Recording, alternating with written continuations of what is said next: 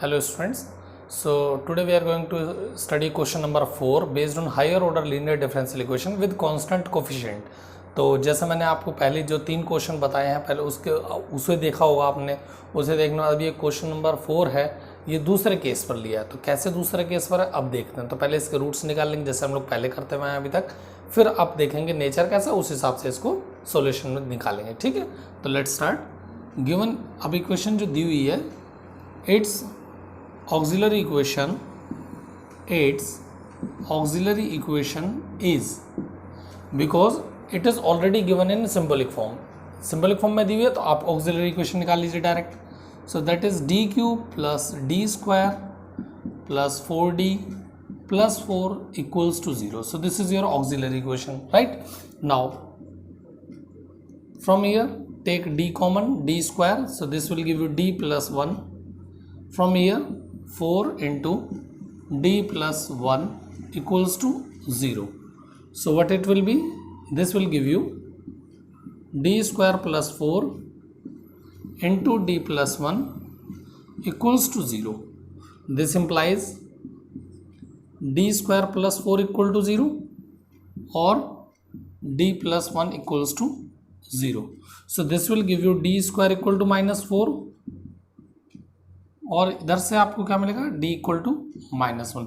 From here you will get d equal to minus 4 है, so this will give you plus minus 2i या i2 plus minus 2i, और d equal to minus 1 ये आपको दिया हुआ है। जब आपके पास अब देखिए दो, एक इमेजिनरी रूट्स आ गए, एक आपका डिफरेंट आया। तो इमेजिनरी रूट्स के लिए मैंने क्या बताया, अब यहाँ पर अल्फा की वैल्यू क्या है, अल्फा इज 0, बीटा की वैल्यू क्या है, दैट इज 2, क्योंकि हमने बताया था अल्फा प्लस आई बीटा और alpha minus i beta.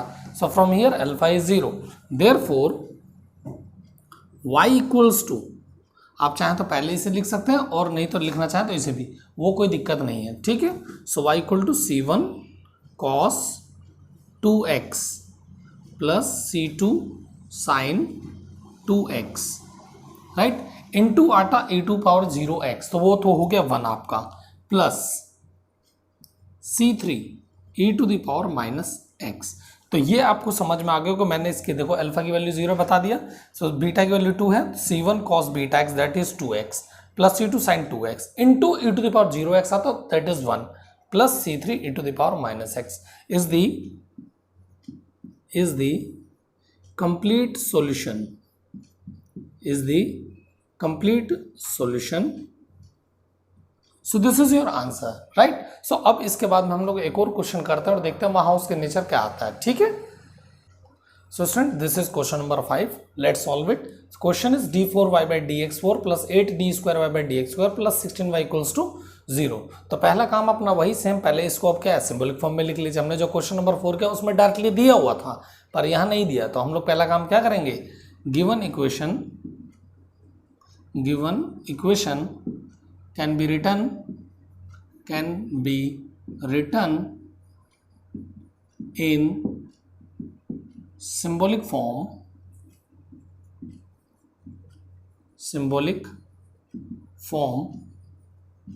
as, तो सिंबलिक फॉर्म क्या हो जाएगी, that is d4 plus 8d square plus 16 into y equals to 0, where d is nothing but d by dx, that is your differential operator, right? अब यहाँ के बाद क्या करते हैं हम लोग, auxiliary equation. so its auxiliary equation is d4 plus 8d square plus 16 equals to 0, and if you see this is nothing but d square plus 4 whole square equal to 0। अब ये कैल्सी से आपका सॉल्व नहीं होगा क्योंकि इसकी पावर है 4, कैल्सी में 3 पावर तक सॉल्व हो सकता है, तो ये पावर 4 वाला, तो ये आपको ऐसे ही फैक्टर जैसे हम लोग निकालते थे 9th 10th में, तो बिल्कुल वैसे करना है। So D square plus 4 whole square equal to 0, a square plus b square plus 2ab, 2 4 8 t square, right. अब देखो पावर 2 है और यहाँ भी, तो इसको हम लोग कैसे लिख सकते हैं, this will give you 2 times D square plus 4 equal to 0 और what D square plus 4 equal to 0। समझ में आ गया होगा, क्योंकि 2 बार लिखा है तो 2 बार फैक्टर लिखेंगे तभी तो आपके पास 4 रूट आएंगे, क्योंकि 4 जितनी उसकी पावर रहती है उतने ही उसके रूट्स आते हैं।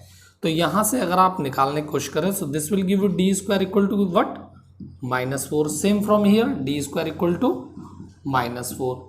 सो what will be the value of D? So D equal to यहाँ से क्या मिलेगा, दैट इज +-2i, और यहाँ से कितना मिलेगा, that is also +-2i, right.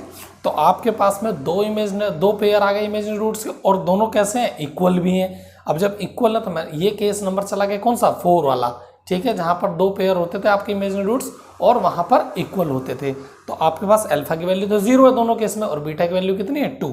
तो यहाँ से आप लोग क्या निकाल लेंगे, therefore y equals to this is equality की property c1 + c2x into cos 2x, right, plus c3 + c4x into sin 2x, और ब्रैकेट लगाओगे e⁻0x आता बिकॉज अल्फा इज 0, तो वो लगाने की जरूरत नहीं क्योंकि वो 1 होगा। तो this is the complete solution, is the complete solution. तो ये तो आपका हो गया कंप्लीट सॉल्यूशन। तो मैंने अभी आपको 2 क्वेश्चन बताए, ये आपके बता दिए मैंने 3rd और 4th केस पर। इससे पहले हमने 1st और 2nd केस पर बात की थी, तो मेरे हिसाब से अब आपके सारे केस पर एक एक क्वेश्चन हो गया है। अब हम लोग थोड़ा सा डिफरेंट टाइप के क्वेश्चंस करेंगे। आई होप आपको ये वीडियो समझ में आ गया होगा। अगर ये वीडियो पसंद आया तो प्लीज़ इसको लाइक कीजिए, शेयर कीजिए और लेटेस्ट अपडेट्स के लिए सब्सक्राइब कीजिए। Thank you very much.